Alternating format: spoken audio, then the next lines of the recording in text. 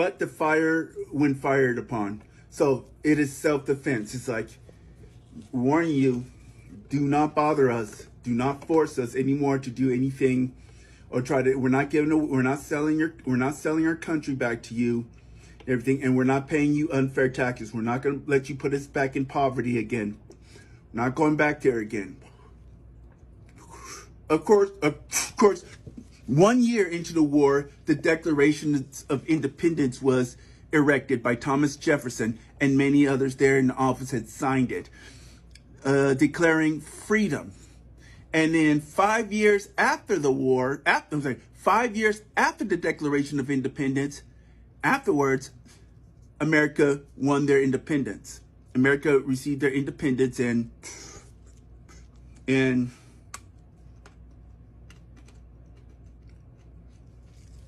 they were finally free. Okay? And then they decided to inaugurate a president. So now they had to get their own government run and protected. Now,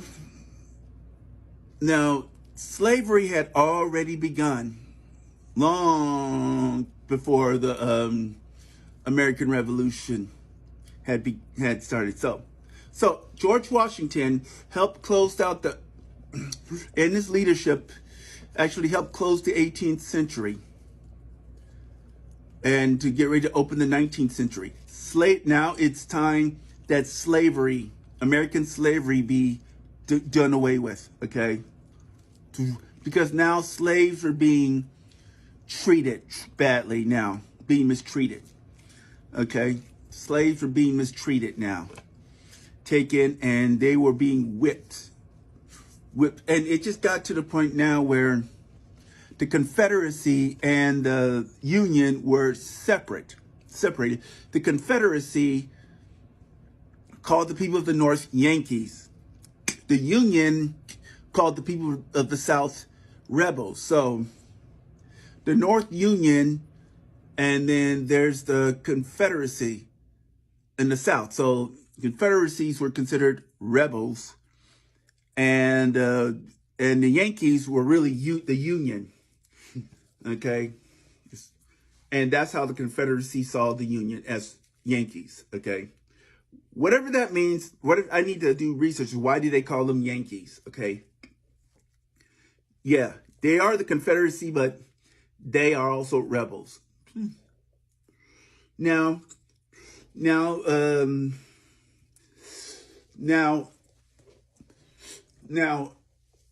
slavery, Harriet Tubman, Booker T. Washington, Frederick Douglass, all those people in the 19th century had to deal with slavery.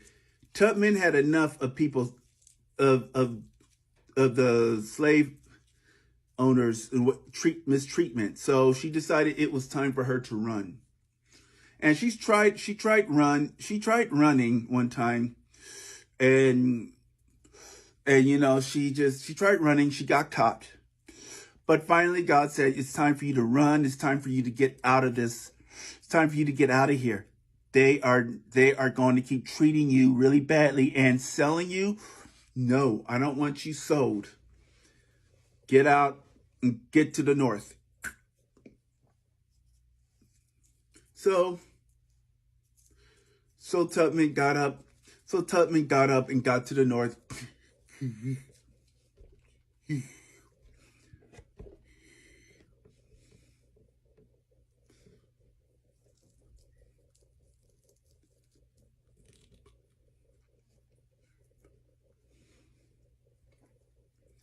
So Tubman got up, went to the North, and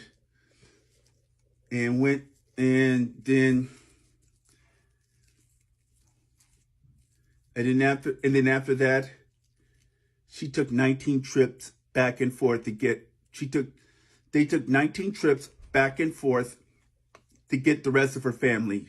Okay, so that's 300 other slaves. So it's pretty much, well, anyway, let's not do the math. Let's just stay with history here. Harriet Tubman decided that it was time to set African Americans free from toxic slave masters and slave mistresses because they'd gone out of hand. Okay, good people, of course. But they were intoxicated with selfishness, with exploiting, raping and all those kinds of things that they were doing, leaving marks, and that's what was kind of getting things out of hand. And then there is the and then there was the and then after Lincoln had led the Civil War to victory, led the victory of Civil War. Tubman had led the Civil War victory. Tubman helped. Frederick Douglass had helped support. Him and Lincoln were good friends and everything. But of course, after Lincoln died and his successor came in, and then didn't succeed.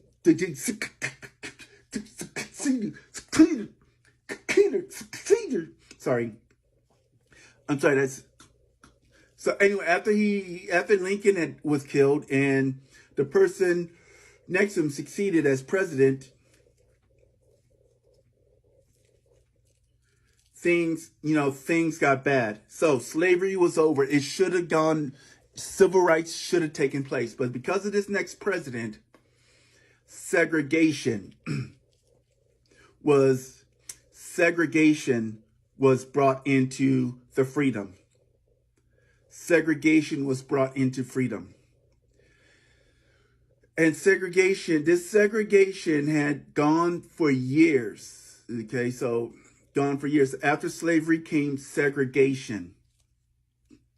Okay, so the South was under segregation. But then that president had gone, and then Grant came in, and he did his best to put an end to segregation. But I guess he could only do so much. And so then but then there was Helen Keller, who was born, and she lived her life blind and deaf. She became an icon, a testimony. Tubman had died in 1913. Pretty much around the same year Rosa Parks was born. So, but now closing out the 18th century, closing down the 19th century and opening up to the 20th century, now segregation had to be fought. Segregation had to be stood up against, and civil rights needed to take its toll. John F. Kennedy, Robert Kennedy, and Martin Luther King Jr. stood up against segregation. And Martin Luther King Jr., his leadership and spirit with walking in the spirit and his pastoral, it helped put away segregation nonviolently. Toxic people like George Wallace and Bull Connor had to be subdued because they were being toxic and segregation was just getting worse. King Jr. helped put an end to that. And although like the African Americans from the North came in to this, they insisted that they retaliate against European Americans, King Jr. knew that was wrong. Dr. King Jr. knew it was wrong, and he refused to live in violence and live in retaliation. He's like, nationalism is not something God wants us to get into. He wanted integration. He believed in integration, racial integration, because that just brought pure joy. Money, growth, and establishment, that just brings temporary. When you get into integration, that means is that you're getting yourself established to something that is firm.